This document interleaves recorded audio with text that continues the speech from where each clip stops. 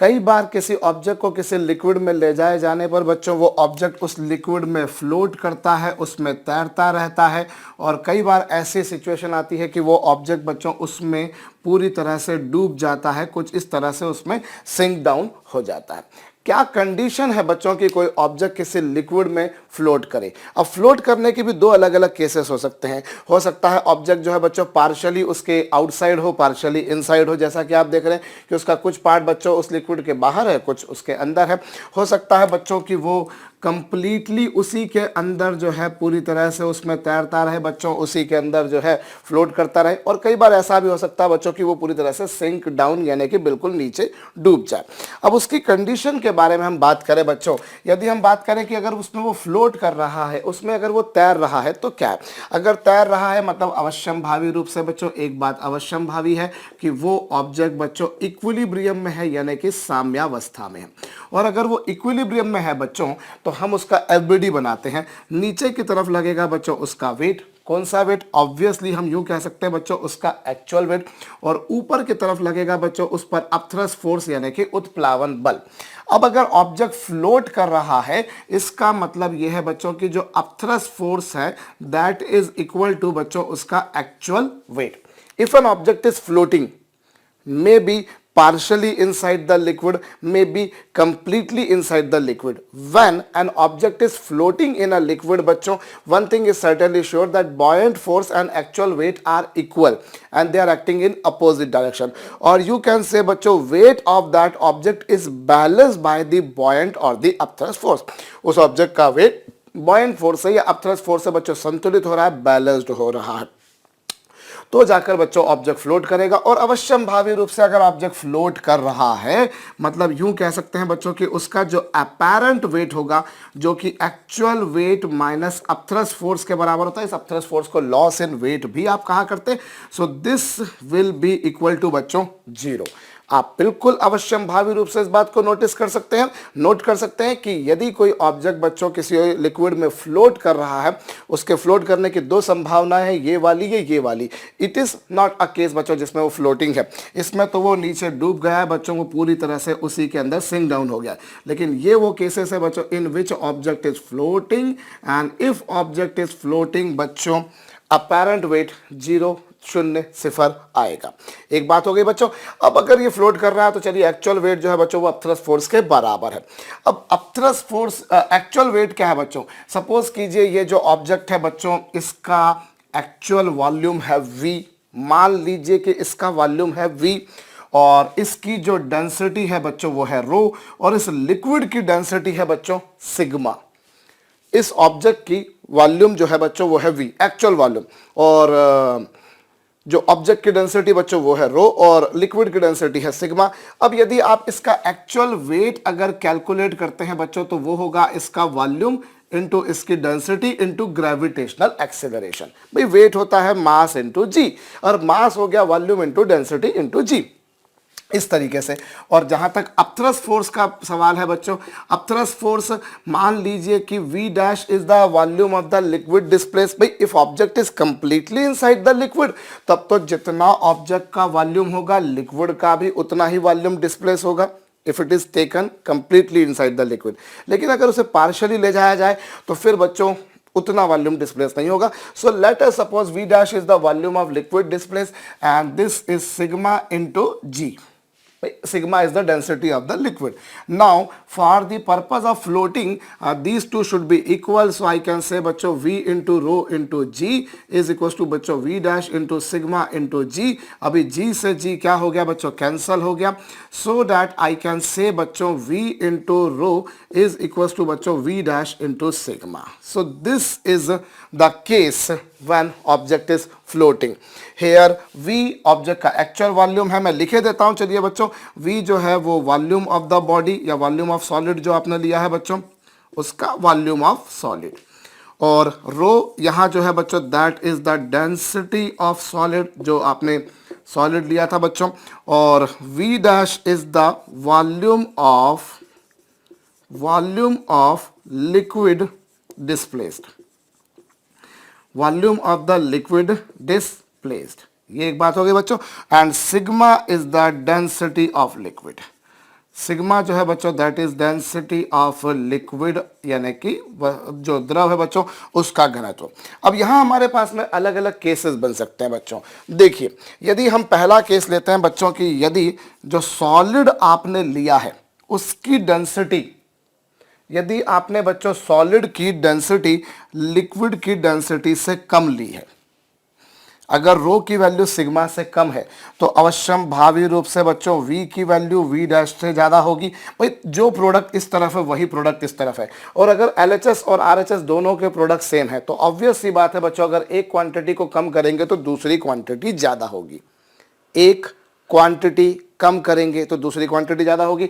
अभी अगर रो की वैल्यू बच्चों सिग्मा से कम करते हैं तो v की, to keep the product same on both these sides, अगर आपको दोनों साइड बच्चों प्रोडक्ट को सेम रखना है तो अगर इसे बढ़ाते हैं तो अगर ये कम करते हैं तो ऑब्वियसली ये बढ़ाना पड़ेगा, मतलब v की वैल्यू बच्चों v डैश से ज़्यादा होगी, मतलब ऑब्जेक्ट की एक्चुअल डेंसिटी जो होगी बच्चों, ऑब्जेक्ट की एक्चुअल डेंसिटी, ऑब्जेक्ट का जो एक्चुअल वॉल्यूम होगा वो ज़्यादा होगा और लिक्विड का जो वॉल्यूम डिस्प्लेस होगा बच्चों वो कम होगा।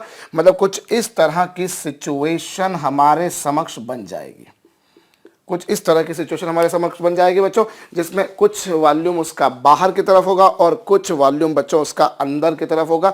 V is the actual volume, इसका एक्चुअल वॉल्यूम जो है बच्चों वो V है। देखिए, आप देखिए ये पूरा जो आपको दिखाई दे रहा है बच्चों वो V, और जितना उसका हिस्सा उसके अंदर गया है बच्चों वो V डैश है। ऑब्वियस सी बात है बच्चों कि टोटल वॉल्यूम ये वाला था और जितना उसका अंदर गया बच्चों वो ये वाला था। मेरे ख्याल से आपको ये बात समझ में आई होगी। सो हम देख सकते हैं बच्चों v की वैल्यू ज़्यादा होगी, v डैश की वैल्यू कम होगी। मतलब यदि ऑब्जेक्ट की डेंसिटी लिक्विड की डेंसिटी से कम है देन ऑब्जेक्ट फ्लोट्स, ऑब्जेक्ट जो है बच्चों वो फ्लोट करेगा, ऑब्जेक्ट फ्लोट्स, और थोड़ा बहुत उसका वॉल्यूम उसके अंदर होगा with partially inside liquid, with या यूं विथ नहीं कहते हुए बच्चों, यदि हम बोले object floats partially inside the liquid, जिसमें वो लिक्विड के थोड़ा थोड़ा उसके भीतर होगा, पार्शियली इनसाइड द लिक्विड बच्चों, वो लिक्विड के पार्शियली इनसाइड होगा। होप आपको मेरी बात समझ में आई है, क्योंकि जितना वॉल्यूम एक्चुअली था उतना वॉल्यूम डिस्प्लेस नहीं हुआ, उससे कम वॉल्यूम डिस्प्लेस हुआ, तो ऑब्जेक्ट जो है वो बच्चों पार्शियली इनसाइड लिक्विड होगा। ये तो पहला केस। अब दूसरा केस बच्चों, यदि बच्चों v की वैल्यू यहाँ पर, यदि बच्चों मैं दूसरा केस लेता हूँ कि अगर मान लीजिए ऑब्जेक्ट और लिक्विड दोनों की डेंसिटी डिट्टो सेम हो, what is the density of liquid is the density of solid, तो इसका अभिप्राय ये होगा बच्चों, अगर ये क्वांटिटी दोनों तरफ सेम है, ऑब्वियस सी बात है, थोड़ा सा मैथमेटिक्स लगाइए, अगर रो और सिग्मा दोनों सेम है तो ये दोनों आपस में कैंसिल हो जाएंगे और v इक्वल्स टू आएगा बच्चों v डैश। मतलब what is the volume of object is the volume of liquid displaced, What is the volume of liquid is the volume of liquid displaced। तो बच्चों अगर मैं इस केस का अगर डायग्राम बनाता हूं तो डायग्राम कुछ ऐसा बनेगा कि ये लीजिए साहब, ये हमारे पास में लिक्विड था, ये लिक्विड था बच्चों जिसमें ऑब्जेक्ट को ले जाया गया, और ऑब्जेक्ट लिक्विड के अंदर तैरेगा, और तैरेगा ऐसे कि वो पूरी तरह से उसी के भीतर होगा, पर तैरेगा, ऐसा नहीं कि नीचे बैठ जाएगा। Object is flowing, is floating बच्चों, object is floating, object is floating completely inside the liquid, completely जो है बच्चों वो इनसाइड लिक्विड होगा, लिक्विड के पूरी तरह से बच्चों भीतर होगा। ऐसा नहीं कि कुछ बाहर है कुछ अंदर है, जैसा कि इस केस में बना था, इस केस में बच्चों वो पूरी तरह से उसके भीतर होगा। और तीसरा केस मैं लेता हूं बच्चों, यदि मैं ऑब्जेक्ट की डेंसिटी बच्चों लिक्विड की डेंसिटी से ज़्यादा कर दूं, यदि बच्चों में ऑब्जेक्ट की डेंसिटी लिक्विड से ज़्यादा कर दूं तो उस केस में अगर आपने रो की वैल्यू बढ़ा दी, आप समझ सकते हैं बच्चों, यदि आपने रो की वैल्यू बढ़ा दी तो v की वैल्यू बच्चों कम हो जाएगी, बिकॉज दोनों तरफ प्रोडक्ट सेम है। अगर रो की वैल्यू ज़्यादा है सिग्मा की वैल्यू कम, तो इसका मतलब ये हो गया बच्चों कि v की वैल्यू v डैश से कम होगी। मतलब ऑब्जेक्ट का एक्चुअली जितना वॉल्यूम है, ऑब्जेक्ट का एक्चुअली जितना वॉल्यूम है लिक्विड उससे ज़्यादा डिस्प्लेस होगा। What is the volume of the liquid, liquid उससे ज़्यादा डिस्प्लेस हो रहा है। अब ये क्या संभव हो सकता है, थोड़ी सी खोपड़ी लगाइए भाई, जितना ऑब्जेक्ट का खुद का वॉल्यूम है उससे ज़्यादा तो वो डिस्प्लेस नहीं हो सकता, जितनी चादर हो उतने ही पाँव पसार सकता, वो यूं कहें बच्चों। तो ये केस तो पॉसिबल नहीं है कि भैया ऑब्जेक्ट का वॉल्यूम कम था, लिक्विड ज़्यादा डिस्प्लेस हो गया। मालूम कीजिए साहब, ऑब्जेक्ट का वॉल्यूम 100 सेंटीमीटर क्यूब और लिक्विड 120 सेंटीमीटर क्यूब डिस्प्लेस हो गया। It is not possible. So इस केस में बच्चों ऑब्जेक्ट जो है वो तैरेगा नहीं, वो बच्चों उसमें डूब जाएगा, बच्चों, पूरी तरह से उसमें सिंक डाउन हो जाएगा। कुछ ये लिक्विड था साहब और ऑब्जेक्ट जो है बच्चों इसमें पूरी तरह से डूब जाएगा, जैसा कि आप देख रहे हैं। और इस केस में this is not a case बच्चों जिसमें ऑब्जेक्ट फ्लोट कर रहा है, और इस केस में जो उसका अपैरेंट वेट आएगा बच्चों, वो आप जानते हैं apparent weight actual weight minus upthrust force, जिसे लॉस इन वेट भी कहा जाता है, वो मैंने यहाँ पर भी लिखा बच्चों। सो ये एक ऐसा केस है जिसमें ऑब्जेक्ट फ्लोट नहीं करेगा। तो हमारे पास में 3 अलग अलग कंडीशंस बनती बच्चों। यदि ऑब्जेक्ट की डेंसिटी लिक्विड से कम है तो ऑब्जेक्ट उसके अंदर फ्लोट करता है, पार्शियली इनसाइड पार्शियली आउटसाइड। मतलब ये वाला जो डायग्राम मैंने बनाया बच्चों, ये केस नंबर 1 के लिए बनाया है।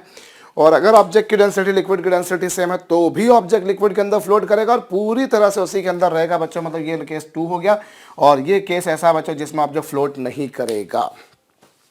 तो ये 3 अलग अलग स्थितियां, परिस्थितियां मेरे ख्याल से आप लोगों को समझ में आई होंगी। बहुत छोटी छोटी सी बात है बच्चों, जैसे लकड़ी वुड पानी में तैरती है। क्यों तैरती? क्योंकि लकड़ी की डेंसिटी पानी से कम होती है। लेकिन वहीं अगर बच्चों मैं आयरन को लेके जाता हूं तो आयरन पानी में डूब जाती है। क्यों? क्योंकि आयरन की डेंसिटी बच्चों पानी से ज़्यादा होती है। तो अगर किसी ऑब्जेक्ट को फ्लोट करना है बच्चों तो फिर उसकी डेंसिटी लिक्विड से कम होना चाहिए। अगर उसके बराबर भी है तब भी उसमें तैर लेगा। अगर उससे ज़्यादा हो गई बच्चों तो फिर वो उसमें नहीं तैर पाएगी, वो बच्चों उसमें डूब जाएगी। और जो कुछ मैंने आपको समझाया बच्चों आपकी कॉपी में जरूर लिख लीजिए। मैं साइड में खड़ा हूँ, वीडियो को पॉज कीजिए और कॉपी कीजिए। चलिए अब हम लोग आगे बढ़ते हैं बच्चों, और हम लोग थोड़ा सा इसी के ऊपर एक छोटा सा सम कर लेते हैं। चलिए, बड़ा सिंपल सा क्वेश्चन मैं आपको देता हूं बच्चों कि किसी वैक्स के ब्लॉक को बच्चों मैं पानी के अंदर ले गया, वैक्स के क्यूब को मैं पानी के अंदर ले गया। चलिए, आपको एक सिंपल सा क्वेश्चन दिया बच्चों, wax cube is taken in water whose density is 0.8 gram per centimetre cube. जबकि आपको ये गिवन है बच्चों कि वैक्स का जो डेंसिटी है वो 0.8 ग्राम पर सेंटीमीटर क्यूब है। Calculate the volume of the wax cube outside water. Wax के वॉल्यूम का वो पोर्शन बताइए बच्चों जो पानी के बाहर है। अब वैक्स क्यूब डेंसिटी जिसकी इतनी है, taken into water, calculate its volume which is outside the water. बच्चों वीडियो को पॉज करके कीजिए। अब देखिए यहां पर आप वाटर की डेंसिटी बच्चों 1 ग्राम पर सेंटीमीटर क्यूब होती है। आपको पता है वाटर की डेंसिटी 1 ग्राम पर सेंटीमीटर क्यूब होती है। यहाँ पर जो वैक्स का जो ब्लॉक दे रखा बच्चों उसकी डेंसिटी 1 से कम है। मतलब ये बच्चों उसके अंदर तैरेगा, उसके अंदर फ्लोट करेगा, और जब ये उसके अंदर फ्लोट करेगा बच्चों तो वो पूरी तरह से उसके अंदर नहीं होगा, कुछ कुछ उसके अंदर होगा, कुछ कुछ उसके बाहर होगा। अब कितना पोर्शन बाहर होगा हमसे ये पूछा है, तो हम एक काम करें बच्चों, पोर्शन पूछा है हम लोग ओरिजिनल वॉल्यूम को 1 मान लेते हैं। इसके ओरिजिनल वॉल्यूम को बच्चों 1 मान लेते हैं, ये लीजिए। अब अगर ऑब्जेक्ट फ्लोट कर रहा है बच्चों तो अपैरेंट वेट इसका अगर ऑब्जेक्ट फ्लोट कर रहा है तो मैं यूं मानूं बच्चों की, मानूं क्या, मुझे पता है बच्चों उस केस में जो अपथ्रस्ट फोर्स होगा वो एक्चुअल वेट के बराबर होगा। और अपथ्रस्ट फोर्स कितना मैं मान लेता हूं बच्चों, उसका वी वॉल्यूम उसके इनसाइड है। मैंने मान लिया बच्चों वी वॉल्यूम उसके इनसाइड है। वाटर की डेंसिटी बच्चों 1 इंटू जी। होप आपको बात समझ में आई है भाई। अपथ्रस्ट फोर्स जो होता है बच्चों वो volume of the liquid displaced, मैंने मान लिया कि वी जो है बच्चों उसके भीतर है, और लिक्विड की डेंसिटी बच्चों यहाँ पर 1 है इंटू जी। और एक्चुअल वेट अगर देखा जाए बच्चों तो एक्चुअल वेट क्या होगा, इसका एक्चुअल वॉल्यूम जो लिया है बच्चों वो आपने लिया है 1। भाई हमको जब फ्रैक्शन में पार्ट में क्वेश्चन करने को आया तो आप ओरिजिनल वैल्यू को 1 ले लीजिए, परसेंटेज में क्वेश्चन करने को आया तो ओरिजिनल वैल्यू को 100 ले लीजिए। तो मैंने एक्चुअल वॉल्यूम इसका 1 मान लिया बच्चों। अब उसकी डेंसिटी कितनी बच्चों, 0.8 इंटू जी, ये लीजिए। अब इस तरीके से बच्चों जी जी कैंसिल हो जाएंगे, और इस तरीके से v की वैल्यू कितनी आएगी बच्चों, 0.8। This is that volume which has been displaced. ये वो वॉल्यूम आया बच्चों जो लिक्विड का डिस्प्लेस हुआ है। And what volume of liquid has been displaced, naturally वही वॉल्यूम उसके भीतर होगा। ये यूं कहा जाए कि जितना वॉल्यूम उसके भीतर जाएगा उतना वॉल्यूम लिक्विड का डिस्प्लेस हो जाएगा। सो दिस इज द वॉल्यूम बच्चों विच इज इनसाइड वाटर। ये वो वॉल्यूम है बच्चों जो पानी के भीतर है। ये वो वॉल्यूम है जो पानी के भीतर है। मैं एक बार फिर से बोल रहा हूँ बच्चों, if object is floating, upthrust force जो होगा बच्चों वो एक्चुअल वेट के बराबर होगा। और अपथ्रस्ट फोर्स कितना बच्चों, v इंटू 1। भाई v मैंने वो वॉल्यूम मान लिया जो उसके भीतर है, लिक्विड की डेंसिटी 1 है। इस तरीके से this is that volume which is inside. लेकिन मुझसे ये नहीं पूछा बच्चों, मुझसे पूछा है कि कितना वॉल्यूम आउटसाइड है। तो कितना वॉल्यूम आउटसाइड होगा बच्चों, ओरिजिनल वॉल्यूम 1 था, उसमें से 0 पॉइंट उसके भीतर था, तो 0.2 जो है बच्चों दैट इज आउटसाइड वाटर। ये वो वॉल्यूम है बच्चों जो उसका पानी के बाहर है। होप आपको ये बात समझ में आई होगी। कोई मैंने बहुत जटिल बात नहीं करी है, और मैं जटिल बात करता भी नहीं हूँ भैया, जटिल बात करना मुझको भी नहीं आती है। ठीक है साहब, तो ये बड़ी सिंपल सी इसके बड़ा सिंपल सा क्वेश्चन किया आपने बच्चों। एक और क्वेश्चन चलिए हम लोग कर लेते हैं। यहाँ पर हमें एक प्रॉब्लम दे रखी है बच्चों की, ये एक वैसल है, एक वैसल है बच्चों which is filled by 2 liquids. ये लीजिए, ये एक वैसल है बच्चों which is filled by 2 liquids. ये लीजिए, एक लिक्विड ये है और एक लिक्विड ये है, 2 लिक्विड्स हैं बच्चों यहाँ पर। देयर आर 2 लिक्विड्स, और इसके अंदर मैं किसी ऑब्जेक्ट को ले गया। ये लीजिए, इसके अंदर मैं किसी ऑब्जेक्ट को ले गया बच्चों, ये रहा वो ऑब्जेक्ट जो इसके अंदर ले जाया गया है। और हमसे ये कहा है बच्चों कि नीचे वाला जो लिक्विड है उसकी डेंसिटी है ρ1 और ऊपर वाले लिक्विड की डेंसिटी है बच्चों ρ2। ऊपर वाला जो लिक्विड उसकी डेंसिटी कितनी है ρ2, नीचे वाला लिक्विड की डेंसिटी कितनी है बच्चों ρ1। और ये जो ऑब्जेक्ट है बच्चों इसकी डेंसिटी है ρ, इसकी डेंसिटी है बच्चों ρ। हमें बताना है कि ये जो ब्लॉक है बच्चों, ये इस वक्त दोनों में तैर रहा है, कुछ पहले वाले के अंदर है, कुछ दूसरे वाले के अंदर है। आपको ये बताना है बच्चों कि उस ब्लॉक के वॉल्यूम का कितना फ्रैक्शन फर्स्ट लिक्विड में और कितना फ्रैक्शन सेकंड लिक्विड में। You need to find out what fraction of its volume is inside first liquid and what fraction of its volume is inside second liquid। Video को pause करके बच्चों कीजिए।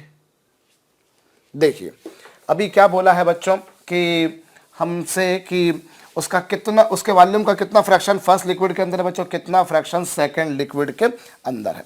हम कैसे करेंगे बच्चों, यहाँ पर मैं एक काम करता हूँ, फिर वही घिसा पिटा सा काम करता हूँ बच्चों कि मैं मान लेता हूँ कि उसका वॉल्यूम है 1, क्योंकि जब फ्रैक्शन वाला सम आए तो बच्चों मेरा मन तो यही करता है कि हमको आसान काम यही करना चाहिए कि हम ओरिजिनल को 1 मान लें। मैं ओरिजिनल को 1 मान लेता हूँ, उसमें से मैंने फर्स्ट लिक्विड में मान लिया बच्चों कितना वॉल्यूम, फर्स्ट लिक्विड में मान लिया v। लेट अस सपोज कि v वॉल्यूम फर्स्ट लिक्विड के अंदर है, तो नेचुरल सी बात है बच्चों सेकंड लिक्विड के अंदर कितना होगा 1 माइनस v।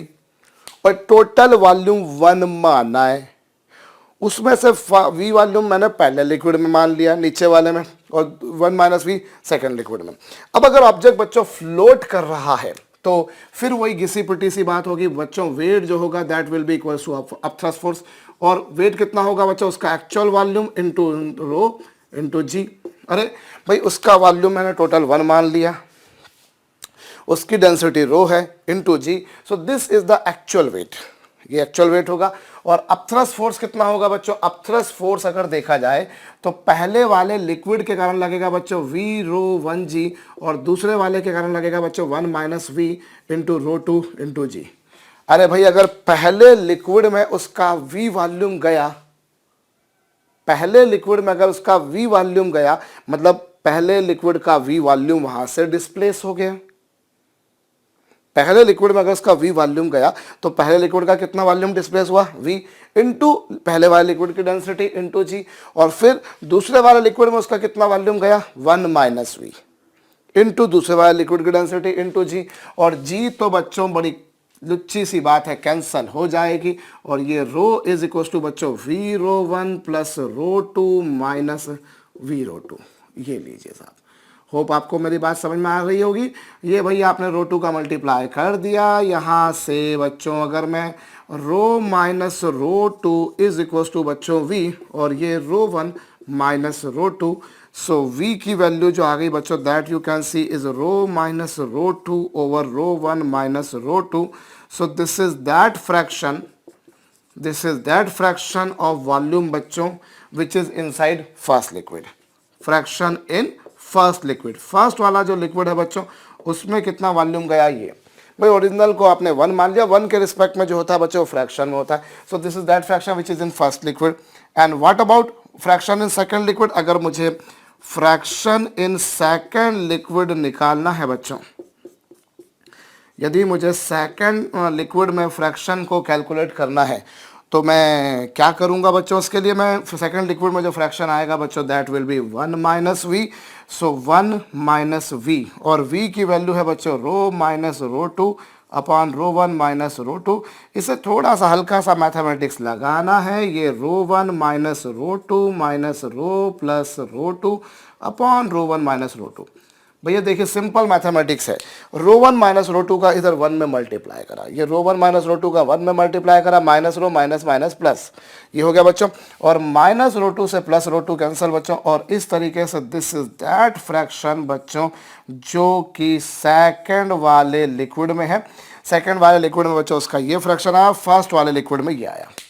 बड़े सिंपल सी बात है बच्चों. एक बात आप तो दिमाग लगा सकते थे कि ऑब्वियसली रो 1 की वैल्यू रो 2 से ज़्यादा होगी, क्योंकि नीचे वो लिक्विड रहेगा बच्चों जो भारी चीज़ होती है वो नीचे रहती है. तो नीचे वो लिक्विड रहेगा बच्चों जो जब जिसकी डेंसिटी ज़्यादा थी, और ऊपर वाले लिक्विड की डेंसिटी कम होगी. और ऑब्जेक्ट कुछ इस तरह से फ्लोट कर रहा है, मतलब आप समझ सकते हैं कि रो 1 की वैल्यू रो से और रो की वैल्यू रो 2 से ज़्यादा होगी. क्योंकि ये जो ब्लॉक है बच्चों ये पहले लिक्विड के ऊपर है, मतलब ये ब्लॉक की डेंसिटी पहले लिक्विड से कम है, लेकिन ये ब्लॉक दूसरे लिक्विड के नीचे है, मतलब इसकी डेंसिटी बच्चों दूसरे लिक्विड से ज़्यादा है. ये तो लुच्ची सी बात है, आप लोग शायद समझ गए होंगे. तो ये एक छोटा समता, होप आप लोगों ने भी वीडियो को पॉज करके बच्चों इसे कर लिया होगा. हम थोड़ा सा आगे बढ़ते हैं बच्चों और इस पर कुछ और काम की बात करते हैं. मैं आपको बताता हूं बच्चों. अब यहाँ हम एक काम करते हैं, हम एक आइस ब्लॉक को बच्चों में पानी के अंदर तैर रहा है. आपसे एक क्वेश्चन दिया है बच्चों, गौर कीजिएगा. एक आइस ब्लॉक है जो कि वाटर में फ्लोट कर रहा है. ऑब्वियसली आइस ब्लॉक जब वाटर के अंदर फ्लोट करेगा तो कुछ उसके भीतर होगा कुछ उसके बाहर, क्योंकि आइस की डेंसिटी बच्चों वाटर की डेंसिटी से कम होती है. आपको पता होगा आइस की डेंसिटी बच्चों वाटर से कम होती है, इसीलिए आइस हमेशा ऊपर रहती है और पानी हमेशा नीचे रहता है. अब इसमें बच्चों एक आइस का ब्लॉक है जो इसमें तैर रहा है. ये लीजिए, एक आइस ब्लॉक बच्चों वाटर के अंदर फ्लोट कर रहा है, तैर रहा है. जब ये आइस ब्लॉक पिघलेगा, when this ice block melts, तो वाटर के लेवल में क्या चेंज आएगा बच्चों? फटाफट वीडियो को पॉज करके कीजिए. मैं क्वेश्चन को फिर से बोल रहा हूं बच्चों. An ice block is floating in water, when it is melting, when it melts down completely, then what would be the level in the water? Water का लेवल बढ़ जाएगा, घट जाएगा? वीडियो को पॉज करके बच्चों फटाफट कीजिए. अब देखिए हम इसे कैसे प्रोसीड कर सकते हैं बच्चों. यहां पर आपसे ये कहा है कि उसका कितना वो वाटर का लेवल बढ़ेगा कि घटेगा. तो चलिए हम लोग एक काम करते हैं बच्चों, हम ये जो आइस ब्लॉक है बच्चों इसका मास मान लेते हैं m.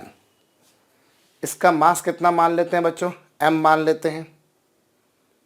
और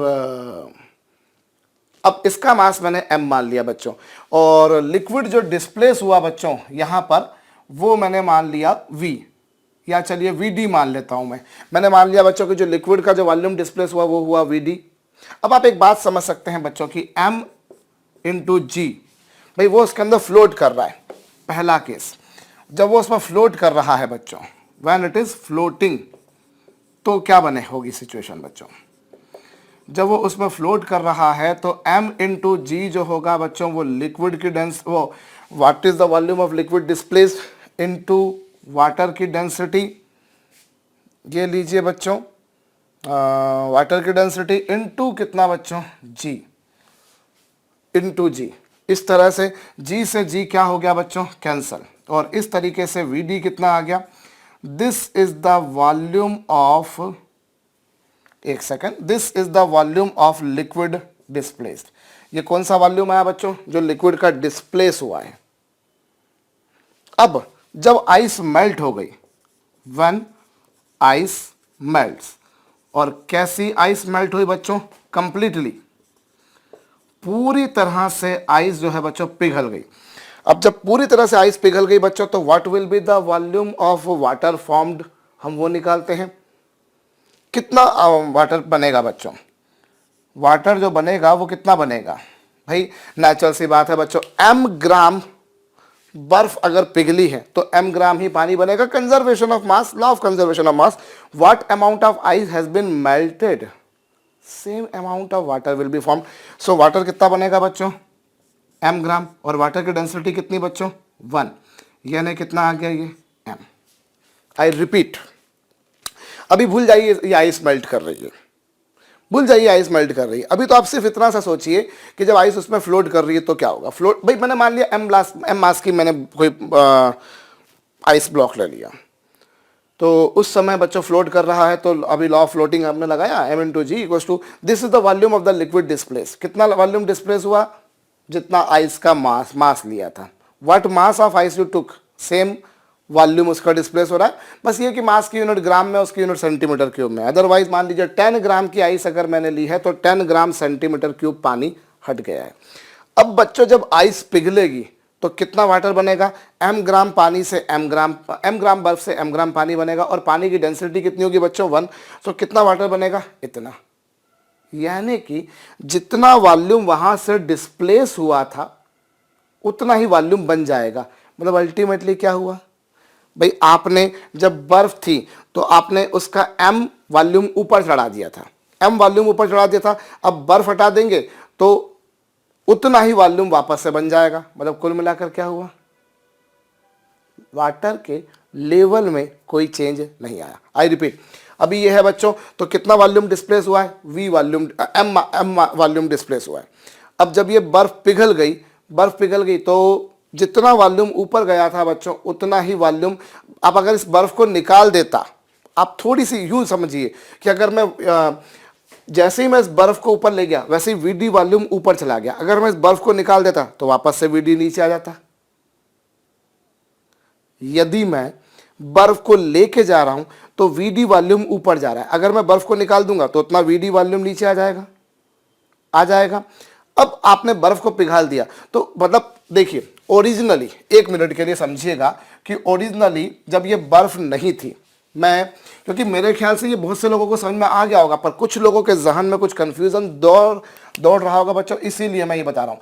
ओरिजिनली वाटर यहां पर था, ओरिजिनली वाटर का जो लेवल है बच्चों वो यहां पर था इस तरह से। अब मैं ओरिजिनली वाटर का लेवल बच्चों यहां पर था। अब जब मैं इसमें बर्फ को लेकर गया, तो वाटर का जो लेवल है बच्चों वो यहां से यहां आ चुका। Suppose this is situation 2, obviously जब वो जाएगा तो ये हो जाएगा। अब मैं अगर बर्फ को निकाल दूं तो वापस से लेवल कहां आ जाएगा, 1 पर। बच्चों 1 पर। मैं अगर आइस ब्लॉक को नहीं रखता हूं तो लेवल 1 पर है, आइस ब्लॉक को लेके जाता हूं तो लेवल 2 पे आ जाता है। अब अगर मैं इस आइस ब्लॉक को निकाल देता हूं तो लेवल वापस से 1 पे आ जाता है। अब आइस को पिघाल देते हो तो उतना ही वॉल्यूम बन जाता है। भाई कितना वॉल्यूम ऊपर गया था, ये जो वॉल्यूम ऊपर गया था, ये जो वॉल्यूम ऊपर गया था बच्चों, ये वाला वॉल्यूम किसके बराबर था, m के बराबर था। ये m के बराबर था। अब यदि मैंने इस आइस ब्लॉक को निकाल दिया तो ये m वॉल्यूम नीचे आ गया, आइस ब्लॉक को ले गया तो m वॉल्यूम ऊपर चला गया। और अगर मैं अब बर्फ को पिघाल दूं, मतलब मैंने आइस को निकाल दिया, तो मेरा वॉल्यूम उतना नीचे हो जाना चाहिए था, लेकिन पिघलने के कारण उतना ही ऊपर हो गया। मतलब लेवल ऑफ वाटर जो है बच्चों जहां पर था वहीं के वहीं मेंटेन हो जाएगा। होप आपको बात समझ में आई होगी। मैं फिर बोलता हूं, अगर वाटर नहीं, आइस नहीं है तो लेवल 1 पर है, आइस को ले गया लेवल 2 पे आ गया, आइस को निकाल देता हूं लेवल वापस से 1 पे आता है। अब मैं आइस पिघाल रहा हूं, मतलब एक तरह से आइस को निकाल रहा हूं, तो लेवल 1 पे आ जाना चाहिए, लेकिन उसके पिघलने से उतना ही वॉल्यूम वापस से जनरेट हो गया, इसीलिए बच्चों लेवल वापस से 2 पे आ जाएगा। मतलब अगर आइस को पिघाल दिया जाए तो वाटर के लेवल में बच्चों कोई चेंज नहीं आएगा। एक छोटी सी बात है बच्चों, कॉन्सेप्चुअल क्वेश्चन के रूप में आपको बहुत सारी पुस्तकों में मिल जाएगी। न्यूमेरिकली मैंने उसको प्रूव करने की कोशिश करी। होप मैं अपनी कोशिश में अधिकांश लोगों के लिए सफल हो पाऊंगा। मैंने 4-4, 5-5 बार रिपीट भी कर दिया बच्चों। तो एक छोटी सी बात थी बच्चों कि वाटर के लेवल में कोई चेंज नहीं आएगा। अब अगर मैं इसी प्रश्न में थोड़ा सा हल्का सा चेंज ला दूं बच्चों, आप कीजिएगा फटाफट। अभी मैं बच्चों उसी आइस को मैं लेके जाता हूं, मैं उसी आइस को लेके जाता हूं किसी ऐसे लिक्विड में बच्चों जिसकी डेंसिटी वाटर से ज्यादा है। I am taking this ice block into liquid whose density is greater than that of water.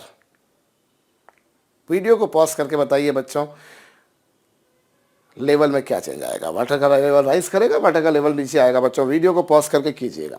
देखिए अभी मैं एक ऐसे लिक्विड में लेके गया हूं बच्चों जिसकी डेंसिटी वाटर से ज़्यादा है, यानी 1 से ज़्यादा है। अब आप थोड़ा सा समझिएगा, आइस जब बच्चों तैर रही थी, है वो आइस ही जो उसमें तैर रही है, तो इस केस में बच्चों जब फ्लोट कर रही है तो उसका मास मैंने m ले लिया, g इज इक्वल टू बच्चों फ्लोटिंग है तो मैंने माना बच्चों कि Vd is the volume of the liquid displace into rho L is the density of liquid which is greater than 1 which is greater than water. आपने देखा बच्चों भाई जब फ्लोट कर रहा है तो मैंने वही m मास का ब्लॉक लिया, m into g. Vd is the volume of the liquid displaced into rho L is the density of liquid into g. अब इस बेसिस पर बच्चों आपके पास में Vd की वैल्यू कितनी आ गई? Vd की वैल्यू आ गई बच्चों m ओवर ओवर ओवर रो L। ये लीजिए बच्चों, ये आ गई। और जब आइस मेल्ट होगी तो उससे बनेगा तो पानी, भाड़ में जाए, आपने उसको कौन से लिक्विड में फ्लोट कर रहे हैं भाई, आप उसे पानी में फ्लोट कराएं, ग्लिसरीन में कराएं, ग्लाइकॉल में कराएं, जिसमें मर्जी कराएं भाई। आइस के पिघलने से तो वाटर ही बनना है, तो how much water will be form भाई, जितना आइस पिघली उतना वाटर बना, जितना आइस पिघली उतना वाटर बना। तो कितना वाटर बना बच्चों?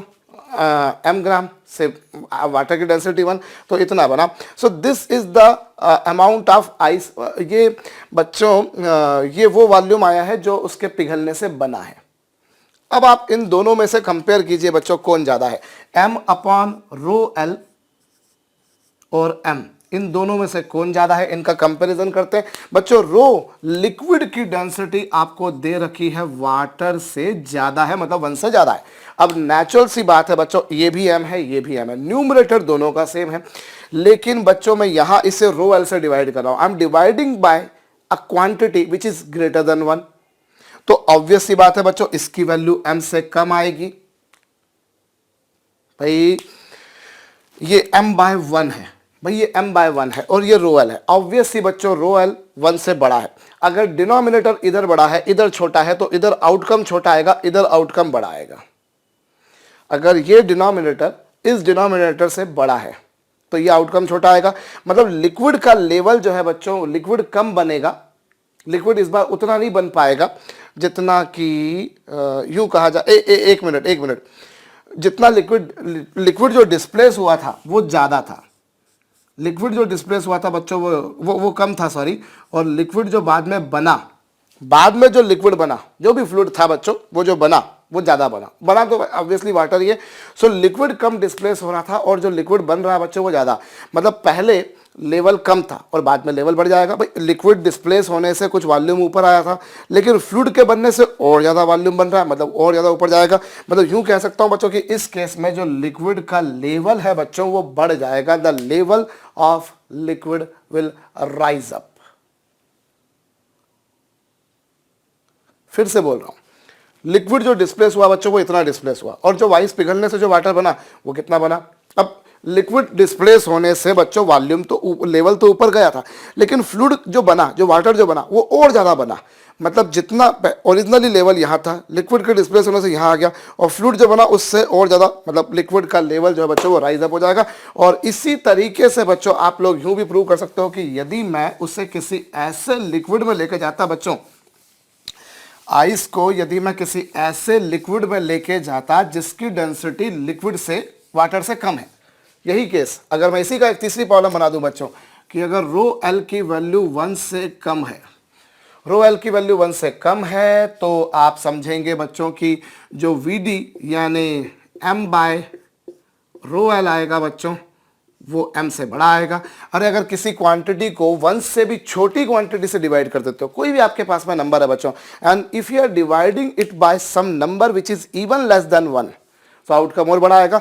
मतलब यूं कह सकता हूं बच्चों कि जो लिक्विड का जो वॉल्यूम डिस्प्लेस हुआ था वो ज़्यादा था, और जो लिक्विड बाद में बना यानी कि जो वाटर या फ्लूइड जो भी बना बच्चों वो कम है। मतलब लिक्विड पहले ज़्यादा डिस्प्लेस हो रहा था और बाद में जो बना वो कम बना। मतलब इस केस में बच्चों लिक्विड का लेवल जो है बच्चों वो कम हो जाएगा। होप आपको मेरी बात समझ में आई। और ये कॉन्सेप्चुअल क्वेश्चंस के रूप में बच्चों ढेरों सारी परीक्षाओं में बनते हैं कि अगर मैं किसी आइस ब्लॉक को पानी के अंदर लेके जाऊं, बर्फ़ पिघले तो उसका लेवल क्या होगा, बढ़ जाएगा। यदि मैं किसी ऐसे लिक्विड में लेके जाऊं जिसकी डेंसिटी वाटर से ज़्यादा, तो सॉरी वाटर के अंदर ले जाऊंगा तो कोई लेवल में चेंज नहीं आएगा। लेकिन अगर किसी ऐसे लिक्विड में ले गया जिसकी डेंसिटी वाटर से भी ज़्यादा, तो लिक्विड का लेवल बढ़ जाएगा। और यदि बच्चों मैं किसी ऐसे लिक्विड में लेके जाता हूँ जिसकी डेंसिटी बच्चों उससे भी कम है, तो जो डिस्प्लेस हो रहा था वॉल्यूम वो ज़्यादा था और वॉल्यूम बाद में जो बना बच्चों वो कम था, इसलिए level of liquid will depress down, बच्चों नीचे आ जाएगा। बहुत काम की बात मैंने करी है। मैं जनरली कॉन्सेप्चुअल क्वेश्चंस कराना ज़्यादा पसंद करता हूँ, रेदर कोई बहुत तगड़े तगड़े लेवल के क्वेश्चंस करें, क्योंकि अगर ये फंडे क्लियर है बच्चों तो बाकी कोई बड़ा काम नहीं होगा। मैं इससे मिटारे दे रहा हूँ बच्चों, और इसी पर बेस्ड एक क्वेश्चन मैं आपको और कराता हूँ। चलिए इसी पर बेस्ड बच्चों, बहुत सिंपल सा फंडा जो हमने अभी देखा उसी पर बेस्ड एक क्वेश्चन करते हैं बच्चों। हमें यहाँ पर बच्चों एक नदी दे रखी है। ये साहब ये एक नदी है, ये लीजिए साहब, नदी है which is filled with water.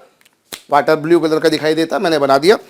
और इसके अंदर बच्चों मैं कोई नाव तैर रही है साहब। इसके अंदर बच्चों कोई नाव तैर रही है, कोई बोट जो है बच्चों, वो एक्चुअली ये दिमाग में आता है कि बोट जो है वो कैसे तैर लेगी पानी के अंदर। भैया बोट तो आयरन की बनी होती है और आयरन पानी से भारी है, तो बोट या जो शिप होते हैं बच्चों, जो शिप्स होते हैं वो कैसे तैरते हैं, क्योंकि वो अंदर से काफ़ी ज़्यादा हॉलो रहते हैं और काफ़ी ज़्यादा हॉलो होते हैं। अब वो वॉल्यूम तो उनका खूब बड़ा है, उनका वेट है काफ़ी अच्छा खासा वेट है, लेकिन उनको जब बनाया जाता है तो बनाने के दौरान बच्चों कुछ ऐसी प्रक्रिया की जाती है कि उनका बहुत सारा आयतन बच्चों खाली कर दिया जाता है। अब शिप जब अंदर जाएगी तो बहुत सारा पानी डिस्प्लेस होगा और उस पर इसीलिए बच्चों बहुत सारा अपथ्रस्ट, क्योंकि जितना ज़्यादा लिक्विड डिस्प्लेस होगा अपथ्रस्ट फोर्स उतना ही लगेगा, बॉयंट फोर्स उतना ही ज़्यादा लगेगा। आप लोगों ने आर्किमिडीज प्रिंसिपल देखा है बच्चों। तो ये जो शिप होती हैं बच्चों, शिप्स होती हैं या फिर आपके जो बोट्स होती हैं, वो अंदर से हॉलो बनाई जाती है ताकि, क्योंकि बहुत बड़ा हिस्सा उनका खाली हो जाएगा और इससे वो उसके अंदर तैरती हैं। मछलियाँ भी पानी में तैरती हैं, हालांकि मछलियों की डेंसिटी पानी से कम नहीं होती है बच्चों। मछलियाँ की डेंसिटी पानी से कम नहीं होती, उनका कुछ एनाटॉमिकल जो मैन्युफैक्चरिंग होता है वो कुछ ऐसा होता है बच्चों कि वो वाटर से कम हो जाती है डेंसिटी।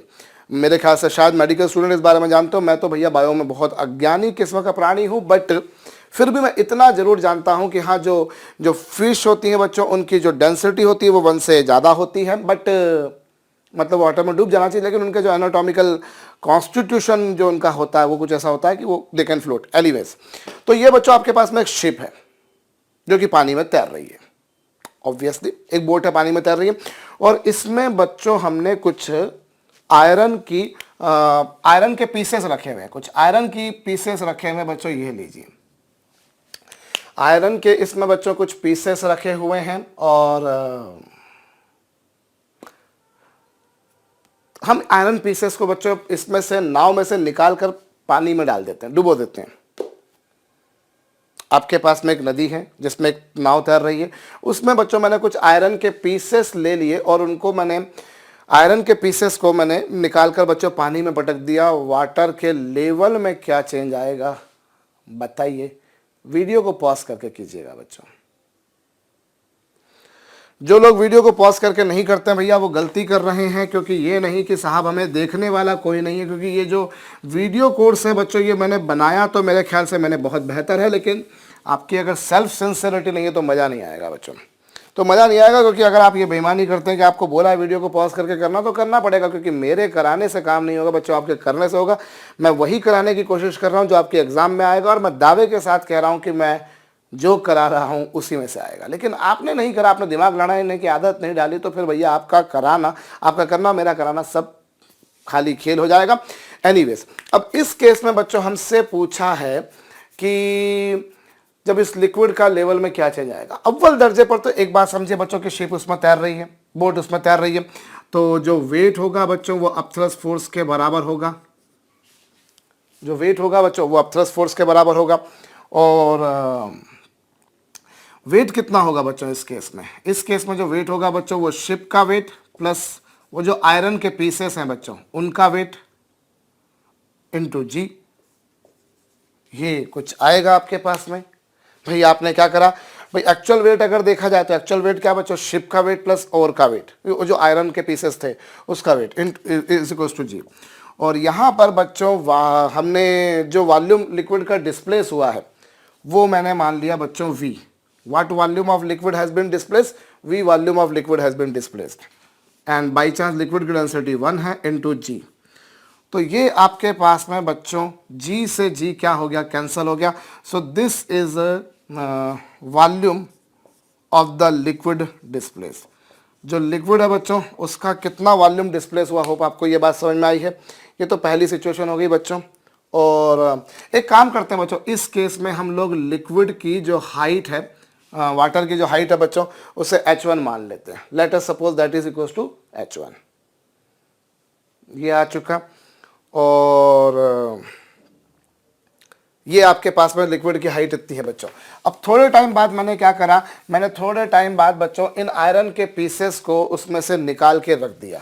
ये लीजिए, ये इसके अंदर था। और ये आपके पास में बच्चों लेवल ऑफ द लिक्विड है। नए केस में मुझे नहीं पता वो कितना है, पहले से ज़्यादा है कम है। जिन्होंने नहीं करा हो भैया, अभी मैं फिर बोल रहा हूँ, मैंने इतनी सारी जो कहानी सुनाई है आप उसको करिए। नहीं करेंगे तो मज़ा नहीं आएगा, ना आपको आएगा ना मुझे आएगा। और मज़ा नहीं आए ऐसा काम नहीं करना। अब मैंने क्या करा बच्चों, इसमें से वो आयरन के पीसेस निकाल के पटक दिए, पानी में ही पटके, और कहीं नहीं, बाहर नहीं पटके आपने। इसमें से वो आयरन के पीसेस बच्चों आपने नीचे पटक दिए। ये लीजिए, इस तरह से कुछ सिचुएशन बना दी। और लेट अस सपोज बच्चों कि सेकंड केस में लेवल ऑफ लिक्विड जो है बच्चों वो H2 हो गया। अब भी वही बात होगी बच्चों, if it is floating then upthrust force दोनों बराबर होंगे। और इस केस में क्या होगा बच्चों, शिप का वेट। इस केस में बच्चों शिप का ही वेट लेंगे इनटू जी। और अपथ्रस्ट फोर्स कितना होगा बच्चों, इस केस में मैंने मान लिया कि V डैश वॉल्यूम डिस्प्लेस हुआ, V डैश वॉल्यूम डिस्प्लेस हुआ इनटू 1 इनटू जी। ये लीजिए, और G से G क्या हो गया बच्चों, कैंसल। इसीलिए V डैश की वैल्यू जो आएगी बच्चों वो MS आएगी। और पिछली बार क्या थी बच्चों, इतनी थी। पिछली बार जो थी बच्चों V की वैल्यू थी कुछ इतनी और V डैश की वैल्यू कुछ इतनी है। और अब अगर मैं यहाँ पर अगर मैं वॉल्यूम निकालूं बच्चों तो वो क्या होगा, जरा उसके बारे में आप थोड़ा सा गौर कीजिए। इस केस में मान लीजिए बच्चों ये जो नदी है इसका एरिया मैंने मान लिया A। इसका जो एरिया है बच्चों वो मैंने कितना मान लिया, A मान लिया। तो इसका जो एक्चुअल वॉल्यूम है, अगर हम टोटल वॉल्यूम देखें तो वो कितना होगा बच्चों, A इंटू H1। भाई आपने यहाँ पे कंसिडरेशन कर लिया बच्चों कि इसका जो एरिया है वो हर जगह पर एक जैसा है। तो इस केस में जो वॉल्यूम होगा बच्चों वो आएगा A इंटू H1। A उसका एरिया, H उसकी हाइट। और इस केस में ये कौन सा वॉल्यूम है, this is not the volume of the liquid displace. ये वो वाला वॉल्यूम नहीं है बच्चों, ये वो वाला वॉल्यूम है जो टोटल वॉल्यूम है। और यहाँ पर अगर वॉल्यूम देखा जाए तो वो कितना होगा बच्चों, A इंटू H2। आपको क्या करना है बच्चों, इस H1 और H2 का कंपेरिजन करना है। और एक बात आप समझ सकते हैं कि जो टोटल वॉल्यूम है इस बार का जो वॉल्यूम आएगा वो किसके बराबर होगा बच्चों, वो जो वॉल्यूम होगा वो पिछली बार का जो वॉल्यूम है वो प्लस आपने उसमें जो आयरन के पीसेस को गिराया है उनका और उन्हीं की डेंसिटी। यहां पर आयरन की डेंसिटी, इतना आप समझ सकते हैं। भाई पहली बार कितना वॉल्यूम था लिक्विड का अंदर, पहली बार बच्चों लिक्विड का कितना वॉल्यूम उसके भीतर था, आप थोड़ा सा दिमाग लगाइए। पहली बार लिक्विड का वॉल्यूम कितना उसके अंदर कितना था बच्चों, एरिया इनटू हाइट। और दूसरी बार कितना बच्चों, एरिया इनटू हाइट। और ये जो होगा अब इसमें पहले वाला वॉल्यूम, पहले जितना पानी उसके अंदर था वो तो था ही था, प्लस आपके पास में बच्चों ये आ गया।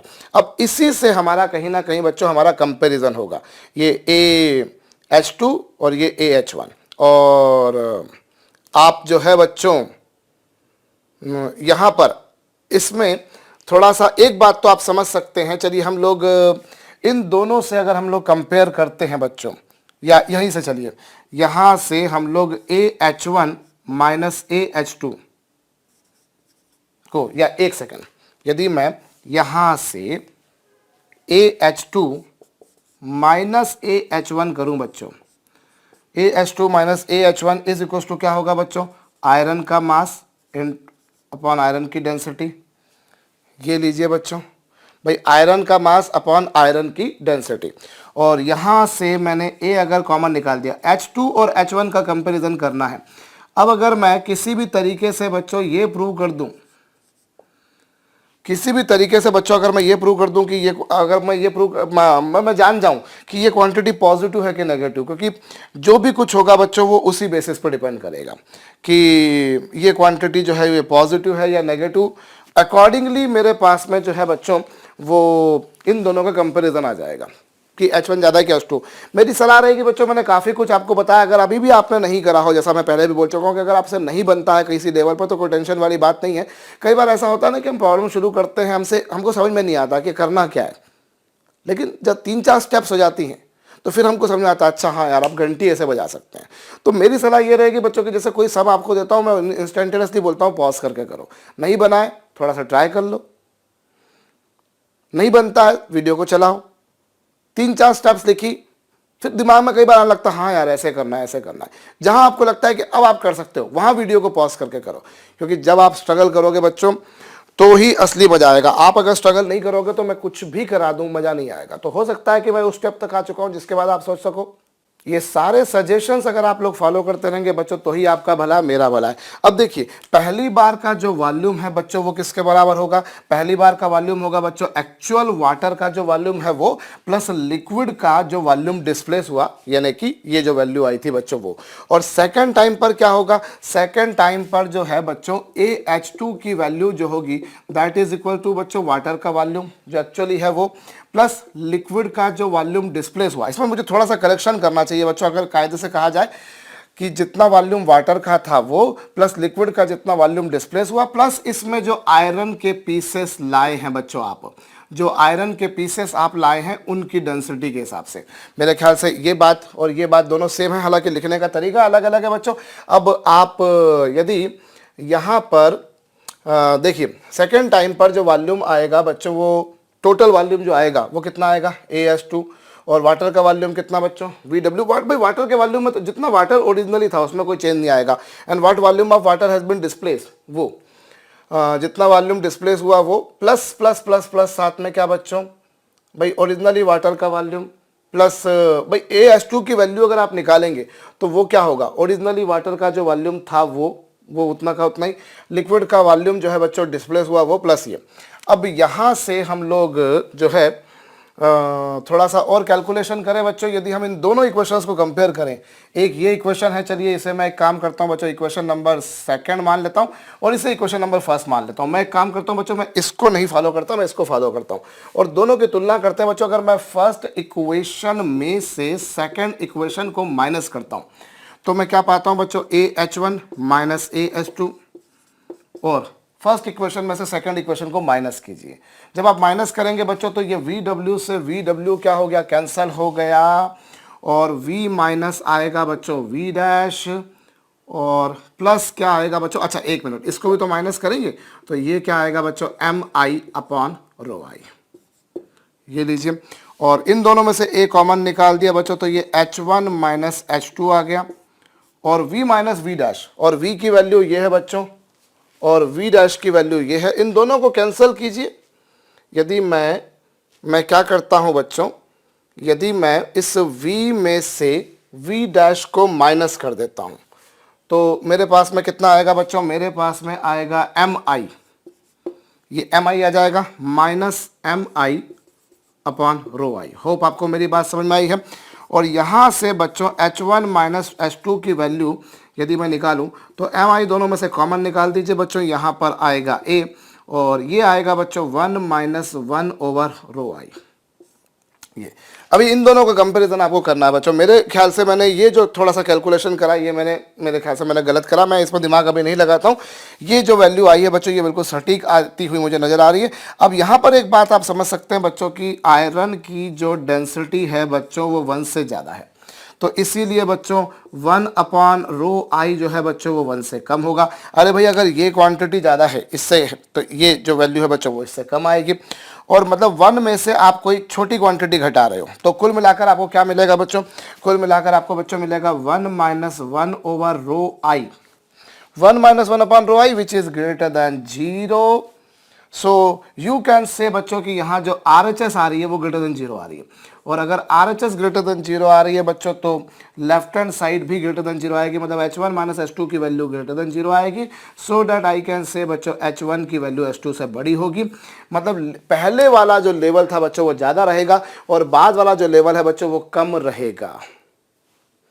मैं एक बार फिर से समझा देता हूं बच्चों। देखिए, एक आपके पास में पानी में एक बोट तैर रही है, पानी में आपके पास में एक बोट तैर रही है बच्चों, जिसमें कुछ आयरन पीसेस रखे हुए हैं, और आपसे बोला है कि अगर मैं उन आयरन पीसेस को निकाल के बच्चों वाटर में फेंक दूं तो वाटर के लेवल में क्या चेंज आएगा। मैं दावे के साथ कहता हूं बच्चों, जिन लोगों ने सॉल्व वाल कुछ नहीं किया होगा उनमें से कई सारे लोगों ने शायद एक तुक्का मारा होगा कि level of water will rise up. क्यों? क्योंकि पानी में पत्थर चले गए, आयरन चले गए। वो बचपन में कहानी सुनी होगी, वो भैया वो कौवे को प्यास लगती है, उसको प्यास लगती है और वो कुएं में मटके में पानी रहता है पर पानी नीचे रहता है, तो उसमें कंकर डालता है जिससे पानी ऊपर आ जाता है और वो पानी पी के चला जाता है। बहुत छोटी क्लास में तो शायद वही बात दिमाग में आई हो कि हाँ बढ़ जाएगा, पर यहाँ कहानी कुछ अलग है बच्चों। ये बचपन की कहानी नहीं है, थोड़े से बड़े बचपन की है। देखिए, मैंने मान लिया बच्चों जो आयरशिप है उसका मास ms है और मैंने आयरन पीसेस का मास mi मान लिया, तो actual weight is equal to upthrust force. Upthrust force is being applied by water, इसलिए वाटर की डेंसिटी 1 ली, इसलिए this is the volume of the water which has been displaced. और अभी टोटल वॉल्यूम निकालिए बच्चों। इस केस में जो टोटल वॉल्यूम है वो कितना है, तो टोटल वॉल्यूम कितना होगा बच्चों, यहाँ पर वाटर का वॉल्यूम मैंने VW मान लिया। भाई यहाँ से यहाँ तक का वॉल्यूम लेना है मुझको, यहाँ से यहाँ तक का वॉल्यूम लेना है। अब यहाँ से यहाँ तक का वॉल्यूम क्या होगा बच्चों, VW जो वाटर का वॉल्यूम है वो प्लस V। आपके दिमाग में आ रहा होगा सर यहाँ से यहाँ तक का ही वॉल्यूम तो वाटर का वॉल्यूम है, तो नहीं है वो, शायद क्योंकि किसी किसी के जहन में ये बात आई होगी कि साहब यहाँ से यहाँ तक का जो वॉल्यूम है that is equal to the volume of water, शायद ये बात आई हो, पर ऐसा नहीं है क्योंकि इसमें ये वाला जो रीजन है बच्चों इसमें वाटर कहाँ है, आप सोचिए, नहीं है ना। शायद मैंने ये जो कैलकुलेशन करा उस कैलकुलेशन में मैंने भी यही गलती करी है, मुझे भी करते करते दिमाग में ठनक रहा था। कई बार ऐसा होता है बच्चों कि हम गलत करते तो लगता है कहीं कुछ मिस्टेक हो रही है बस। अब यहाँ से यहाँ तक का जो वॉल्यूम होगा that is not only a water, उसमें वाटर भी है और प्लस ये वाला वॉल्यूम भी है which has been displaced. So ये पहले वाला वॉल्यूम आ गया बच्चों, और सेकेंड टाइम पर weight is equal to upthrust force. अब ये मान लिया बच्चों V डैश मैंने वॉल्यूम मान लिया, तो ये V डैश की वैल्यू आ गई बच्चों विच इज डिस्प्लेस्ड। अब मैं इसे मिटा रहा हूं बच्चों, मैं इसे मिटा रहा हूं क्योंकि ये थोड़ा सा मुझे ऐसा लग रहा है कि मैंने गलत करा। यहाँ पे वही वाला लॉजिक मैंने शायद लगा दिया है कि मैंने यहाँ से यहाँ तक पूरा वाटर मान लिया जबकि नहीं है। अब सेकंड टाइम पर क्या होगा बच्चों, सेकंड टाइम पर जो एरिया इनटू हाइट है और वाटर इसके अंदर उतना का उतना ही है, प्लस वाटर का वॉल्यूम जो डिस्प्लेस हुआ प्लस ये वाला, इन तीनों का वॉल्यूम। पहले वाला वॉल्यूम कितना, यहाँ से यहाँ तक का वाटर का वॉल्यूम प्लस लिक्विड का वॉल्यूम जो डिस्प्ले। अब आयरन तो उसके अंदर है इसलिए आयरन का कोई वॉल्यूम आप काउंट नहीं करेंगे, iron is inside the ship. लेकिन जब सेकंड टाइम बच्चों जब वो डिस्प्ले जब उसको उसका निकाल दिया गया तो अब का वॉल्यूम कितना, इसमें यहाँ से यहाँ तक के वॉल्यूम में कौन सा वॉल्यूम आएगा बच्चों, एक तो वाटर का वॉल्यूम आएगा प्लस जो लिक्विड डिस्प्लेस हुआ प्लस आयरन, ये, और इन दोनों को बच्चों डिफरेंस निकाल दीजिए, ये आएगा। और V माइनस V डैश की वैल्यू, V की वैल्यू, V डैश की वैल्यू, MS कैंसिल हो जाएंगे बच्चों, ये आएगा। और MI दोनों में से कॉमन निकाल दी, ये आएगा। और आयरन की डेंसिटी 1 से ज़्यादा है इसलिए 1/ρI की वैल्यू 1 से कम होगी, और 1 में से 1 से छोटी क्वांटिटी को माइनस करेंगे तो आउटकम 1 से बड़ा आएगा। और आउटकम अगर 1 से बड़ा आएगा मतलब सॉरी आउटकम पॉजिटिव आएगा बच्चों, ये पॉजिटिव आएगा क्योंकि ये वैल्यू इससे कम है, तो ये वैल्यू पॉजिटिव आएगी, मतलब ये वैल्यू पॉजिटिव होगी बच्चों। मतलब H1 की वैल्यू H2 से ज़्यादा होगी, मतलब पहले लिक्विड का लेवल ज़्यादा था और बाद में लिक्विड का लेवल कम हो जाएगा। तो ये छोटे छोटे से कॉन्सेप्चुअल क्वेश्चन है बच्चों जो बहुत सारी परीक्षाओं में आपको मिल जाएंगे। और मैं ये लीजिए साहब इसके बीच में खड़ा हूँ, आप मुझे वीडियो को पॉज करके यहीं पर कॉपी कर लीजिएगा अगर आपने नहीं करा हो। मैं थोड़ा सा बच्चों और आगे बढ़ता हूँ। तो हमने बॉयंसी के ऊपर बच्चों काफ़ी कुछ काम करा। अब मैं एक छोटी सी बात आपको और बताता हूँ। जैसे बच्चों आप लोगों ने सेंटर ऑफ मास पढ़ा है, वैसे ही होती है बच्चों सेंटर ऑफ बॉयंसी।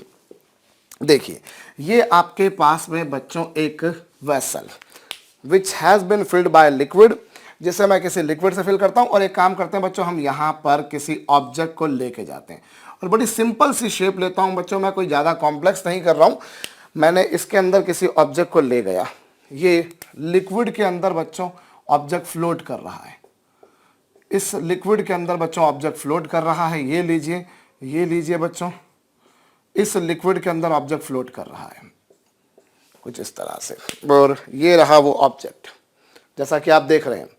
अब यहां पर इस ऑब्जेक्ट का जो वेट होगा बच्चों, इस ऑब्जेक्ट का जो वेट कहां पर एक्ट कर रहा होगा, सपोज कीजिए बच्चों कहीं यहां एक्ट कर रहा है, this is the weight of the object, जिससे मैं जी से रिप्रेजेंट करता हूं। उस जी को हम बोल सकते हैं बच्चों सेंटर ऑफ ग्रेविटी। इसे आप क्या नाम दे सकते हैं बच्चों, सेंटर ऑफ ग्रेविटी। और as such centre of mass होता है where whole mass of body is assume to be concentrated और is concentrated. Likewise the point where the weight of that body is acting is known as centre of gravity, that is CG बच्चों, centre of gravity. और centre of gravity, centre of mass से आप वाकिफ हैं। अब liquid का जो volume displace हुआ वो इतना वाला वॉल्यूम डिस्प्लेस हुआ जो कि उसके अंदर गया, और वो जो लिक्विड का जो वॉल्यूम डिस्प्लेस हुआ है बच्चों, लिक्विड का जो वॉल्यूम डिस्प्लेस हुआ है उस वॉल्यूम या जो लिक्विड का जो मास डिस्प्लेस हुआ है बच्चों, उस मास का सेंटर ऑफ मास जो होता है बच्चों, उसका जो सेंटर ऑफ मास होगा उससे हम नाम देते होते हैं बच्चों सेंटर ऑफ बॉयंसी। इसे बोलते हैं हम सीबी बच्चों, centre of buoyancy. I repeat, ये ऑब्जेक्ट था, सॉलिड था, हॉलो था, जो भी था वो भी उसे भाड़ में जाना दीजिए। यहां पर बच्चों ये ऑब्जेक्ट है where the weight of that body is acting बच्चों, that you call as centre of gravity. और अब इस ऑब्जेक्ट को जब इस लिक्विड के अंदर लेके गए तो कितना कितना भाई, ऑब्जेक्ट तो यहां तक था, ऑब्जेक्ट जो था बच्चों वो तो यहां तक था, लेकिन लेकिन लेकिन क्या हुआ बच्चों, ये जो पोर्शन जो लिक्विड का जो मास डिस्प्लेस हुआ बच्चों वो इससे इस रेंज में हुआ है, और उसका जो सेंटर ऑफ मास होता है बच्चों, what weight of the liquid has been displace, उसका जो सेंटर ऑफ वेट होता है या सेंटर ऑफ मास होता है बच्चों, उसे हम सीबी यानी कि सेंटर ऑफ बॉयंसी कहते हैं।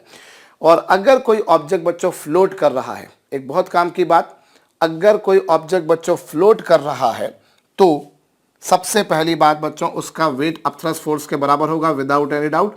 और दूसरी बात बच्चों जो जी है और जो बी है यानी कि सेंटर ऑफ ग्रेविटी और centre of buoyancy, they always lie in same vertical line, ये एक ही वर्टिकल लाइन में लाई करेंगे बच्चों, जैसा कि आप देख रहे हैं यहां पर देखिए, they will lie in the same vertical line बच्चों, ये सेम वर्टिकल लाइन में लाई करेंगे। वो मेरे से वर्टिकल लाइन नहीं बनी हो तो कोई टेंशन नहीं पालना बच्चों, पर हाँ अवश्यम भावी रूप से एक बात आपको ध्यान देनी है कि they will lie in same vertical line, वो एक ही ऊर्ध्वाधर रेखा में होंगे। तो किसी भी ऑब्जेक्ट के फ्लोट करने के लिए दोनों कंडीशन जरूरी है बच्चों। कि पहली बात क्या, इक्विलिब्रियम में अगर बिल्कुल फ्लोट कर रही है, अगर फ्लोट कर रही है और इक्विलिब्रियम में है तो निश्चित रूप से बच्चों ये दोनों जो होंगे वो एक ही लाइन में तो होंगे। अब दो पॉइंट्स तो एक लाइन में लाया करते हैं, उसमें कोई बात ही नहीं है बच्चों, दोनों पॉइंट्स एक ही लाइन में लाए, भाई कोई भी दो पॉइंट्स को मिलाकर तो आप एक लाइन बना सकते हैं, लेकिन हाँ यूँ बोल सकते हैं कि जहाँ पर ऑब्जेक्ट का वेट लग रहा है और जहाँ बॉयंट फोर्स लग रहा है, ये दोनों एक ही लाइन में होंगे। They will be applicable along the same line, one will be acting downward, one will be acting upward, that's okay, but they both will be applicable along same vertical line, समान ऊर्ध्वाधर रेखा में होंगे बच्चों। अब मैं यदि क्या करता हूं बच्चों, मैं इस ऑब्जेक्ट को इस लिक्विड के अंदर बच्चों ले जाता हूं और इसे मैं टिल्ट कर देता हूं। यदि मैं इस ऑब्जेक्ट को बच्चों इस लिक्विड के अंदर टिल्ट कर देता हूं, कुछ ऐसी सिचुएशन बनती है, ये लीजिए बच्चों, कुछ ऐसी सिचुएशन बनती है। अगर मैंने इस ऑब्जेक्ट को बच्चों इस लिक्विड में इस तरह से कुछ टिल्ट कर दिया, जरा गौर कीजिएगा, एक कुछ नई काम की बात मैं आपको बता रहा हूं। अगर मैंने इस ऑब्जेक्ट को बच्चों इसमें इस तरह से टिल्ट कर दिया, ये लीजिए टिल्ट कर दिया। अब टिल्ट करने के भी दो तरीके हो सकते हैं बच्चों, एक तरीका तो ये वाला है और एक तरीका ये भी हो सकता है कि मैं ऑब्जेक्ट को जब टिल्ट कर रहा हूं तो ये लीजिए साहब, इस तरह से इसके अंदर बच्चों मैं टिल्ट कर रहा हूं, ये लीजिए ऐसे मैं टिल्ट कर रहा हूं, कुछ इस तरह की सिचुएशन आपके सामने आ रही है जैसा कि आप देख रहे हैं। अब ऑब्जेक्ट को आप कहीं भी टिल्ट कीजिए बच्चों, एक बात तो आप समझ सकते हैं कि सेंटर ऑफ ग्रेविटी में कोई चेंज नहीं आएगा बच्चों। जो सेंटर ऑफ ग्रेविटी है इसका वो ज्यों का त्यों रहेगा बच्चों, एज इट इज रहेगा। Centre of gravity will not remain affected बच्चों। सेंटर ऑफ ग्रेविटी इसकी जहां होनी चाहिए थी बच्चों वहीं रहेगी। लेकिन जब आप ऑब्जेक्ट को टिल्ट करेंगे तो बच्चों उस केस में जो सेंटर ऑफ बॉयंसी है वो वहां पर हो, जरूरी नहीं है, वो शिफ्ट हो सकता है बच्चों। Centre of buoyancy will be shifted. और पर सेंटर ऑफ ग्रेविटी जो होती है बच्चों वो डिपेंड नहीं करती कि ऑब्जेक्ट को आपने ऐसे रखा है या ऐसे रखा है या ऐसे रखा है। सेंटर ऑफ ग्रेविटी जो बच्चों वो उसी जगह पे लग रही है, और सेंटर ऑफ बॉयंसी जो बच्चों वो अलग जगह पर है। अब देखिए ओरिजिनली दोनों इस वर्टिकल लाइन के लॉन्ग थे, ओरिजिनली बच्चों दोनों इस वर्टिकल लाइन के लॉन्ग थी। ये देखिएगा, ये ओरिजिनली जो वर्टिकल लाइन थी बच्चों वो ये वाली थी, ये लीजिए दोनों वर्टिकल लाइन ये थी बच्चों। ये centre of gravity was here, centre of gravity is here, ये आपके पास में आ रहा बच्चों। अब जो सेंटर ऑफ बॉयंसी आ रहा है बच्चों वो चेंज हो सकता है, क्योंकि आपने ऑब्जेक्ट को चेंज कर दिया कुछ इस तरह से। अब मान लीजिए कि सेंटर ऑफ बॉयंसी बच्चों, सेंटर ऑफ बॉयंसी हो सकता है कि इसके कहीं यहाँ चला गया हो बच्चों, सेंटर ऑफ बॉयंसी जो है वो कहीं यहाँ चला गया हो।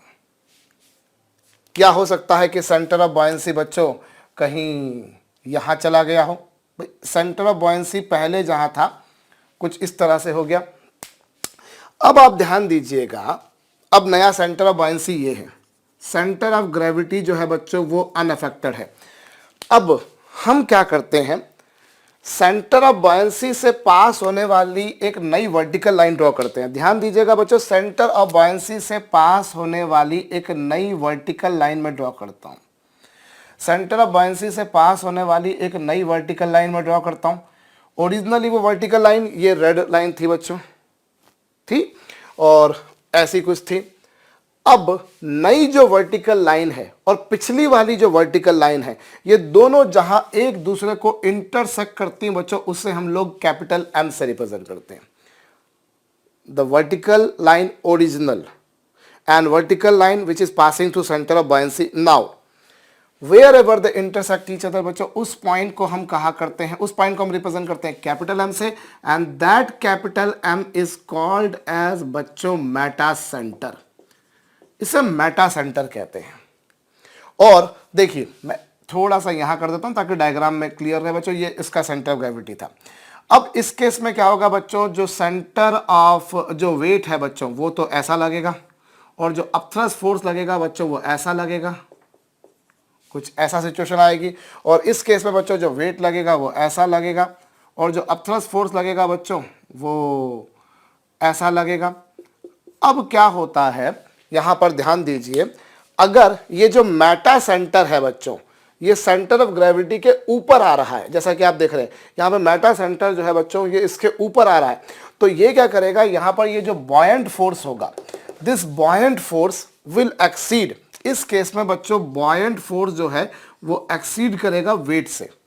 अगर आपने उसको अंदर डुबो दिया, अभी इक्विलिब्रियम में थी तब तो दोनों इक्वल थे, लेकिन अगर इक्विलिब्रियम में नहीं है तब फिर क्या होगा बच्चों, ये जो बॉयंसी फोर्स है ये वेट को एक्सीड करेगा, और ये बॉयंसी फोर्स बच्चों इसको ऐसे घुमाने की कोशिश करेगा, वापस से इसको ऐसे घुमाने की कोशिश करेगा, मतलब जैसी बॉडी ओरिजिनली थी उसको वैसा लाने की कोशिश करेगा। And such type of equilibrium बच्चों in which body tends to regain its original orientation और पोजीशन और कॉन्फ़िगरेशन इज नोन एज बच्चों स्टेबल कॉन्फ़िगरेशन। और यहाँ क्या होगा बच्चों, यहाँ वेट बड़ा होगा और बॉयंसी फोर्स कम होगा, इसलिए क्या होगा बच्चों, जब आप इसको डुबोएंगे इस तरह से कुछ करेंगे तो ये ज़्यादा होगा, ये कम होगा, मतलब ऑब्जेक्ट जो है बच्चों इस तरह से आ जाएगा। मतलब this will be a case बच्चों which is known as unstable equilibrium, जैसे हम बोलते हैं unstable equilibrium. If a body is floating in equilibrium then one thing is necessarily बच्चों की वेट और अपथ्रस्ट फोर्स दोनों बराबर होंगे, दोनों जो होंगे बच्चों वो बिल्कुल बराबर होंगे, बिल्कुल सेम होंगे, सेम होंगे दोनों, जैसा कि आप देख रहे हैं बच्चों। और जी और बी दोनों एक वर्टिकल लाइन में होंगे अवश्यम भावी रूप से बच्चों, और जो वेट लग रहा है और जो अपथ्रस्ट फोर्स लग रहा है they will be acting along the, उनकी लाइन ऑफ एक्शन सेम होगी। और अगर किसी बॉडी पर बच्चों दो फोर्स लगे, भले उनकी वैल्यू सेम हो या नहीं हो, लेकिन अगर उनकी लाइन ऑफ एक्शन सेम हो तो फिर वो कोई टॉर्क वगैरह नहीं लगाते।